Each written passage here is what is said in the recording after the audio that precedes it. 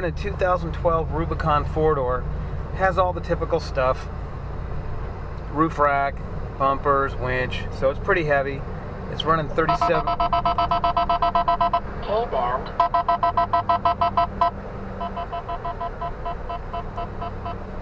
I failed to mention this thing has every electronic device you could imagine. In fact, there's so much electronics stuffed under the dash that we decided to relocate our modules under the seat because there's literally no room for even a cigarette-sized box.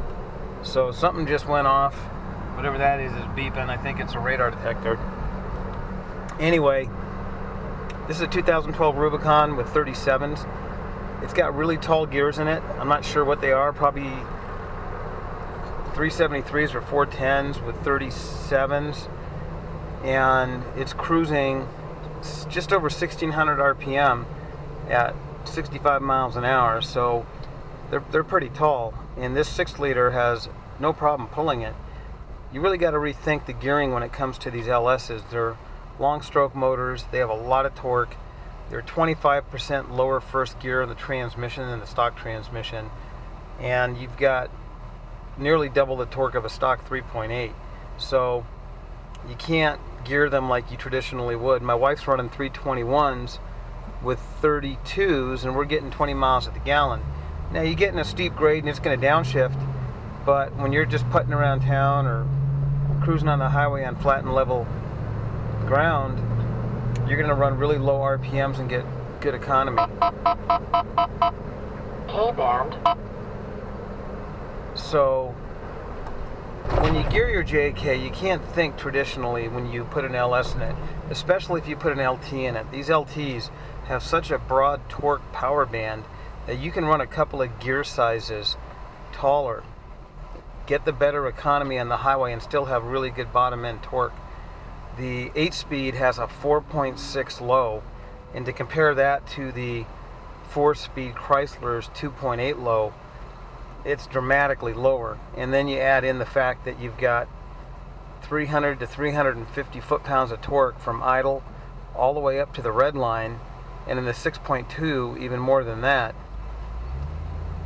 You don't need to run 488s with 37s or 513s. These LSs will pull these tall gears, get better economy, and still perform great on the bottom. So this is a L96. That's a 2010 or newer 6-liter heavy-duty truck motor. Still a great motor, still one of my favorite engines. Got an iron block, it's nearly indestructible. They can pull a heavy JK easily, even with tall gears, so you get decent economy. These motors are really designed for 3/4 and 1-ton trucks, so they pull the JK like nothing. They're designed to run on regular gasoline and conventional motor oil, 530, so they're low cost.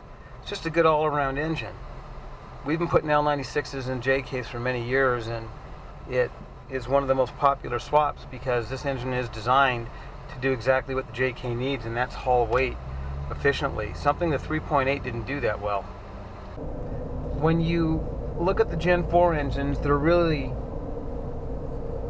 some of the last of the breed, meaning if you look at the small block Chevy from 1955, overhead valve, simple V8 American engine, carbureted originally, and then of course we went to fuel injection in the 80s, 90s. A lot of improvements were made. Roller cams were added, different intakes, tune ports, throttle bodies, and for the most part it did a great job. K-band. When the LS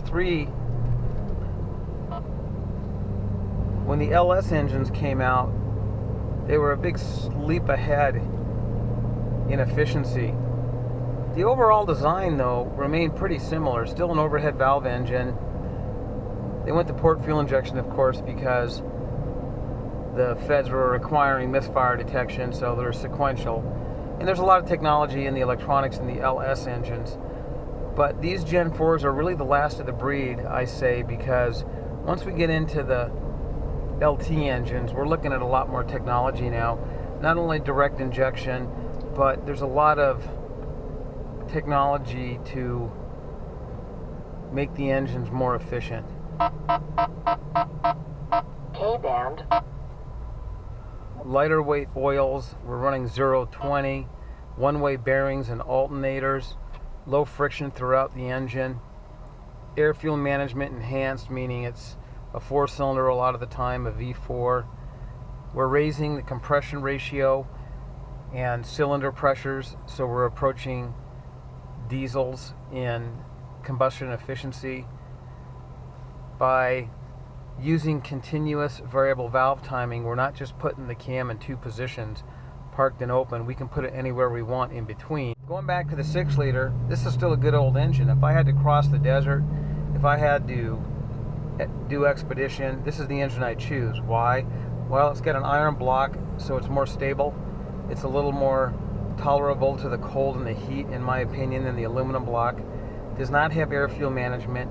Air fuel management is a 4-cylinder mode that uses oil pressure to displace a pin to collapse lifters so that you can turn into a 4-cylinder, a V4 essentially. And it's a little more complicated than that because you got electronic throttle control and other things involved. But the lifters themselves can be susceptible to high oil pressure, especially in cold temperatures. You don't have that issue with this engine. You're running conventional 530 motor oil and pretty much can burn any kind of gas you put in it. So if you're in Mexico, if you're in California, wherever you go, this engine's going to run on the gas you have available to you. Finishing our test drive in this 6-liter. These 6-liters are really great engines. They're at home out here in the desert. It's just after sunset. This engine ran cool the whole time. In fact, it basically ran on the thermostat. And this is a black JK, and it was a little bit warm today. We are running our Camaro SS or Pentastar fan in this.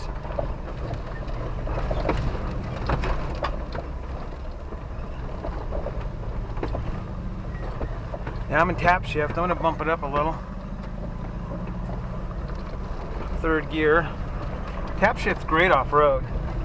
This has a bump shifter from a 12. Well, it is a 12. So if you find yourself needing more speed, you just bump it up. If you want to slow down, you just bump it down.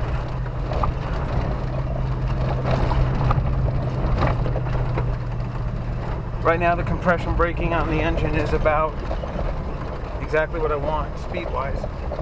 So we're going to finish this test drive, and I believe our next Jeep is going to be an LS3. It might be a Gen 5. We got a bunch of Gen 5s in the shop, so we're going to see you then.